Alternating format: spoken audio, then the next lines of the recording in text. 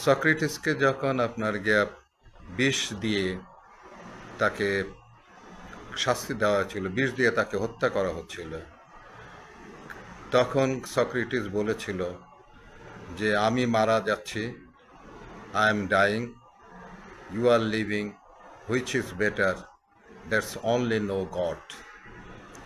তো আল্লাহ একমাত্র জানেন যে কোনটা ভালো।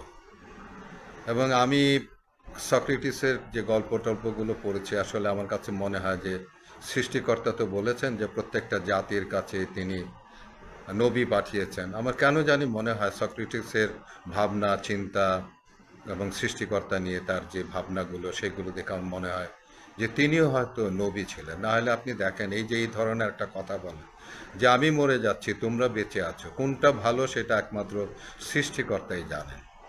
তো আমিও কিন্তু আজকে আমি বলবো যে দেখেন, ছোট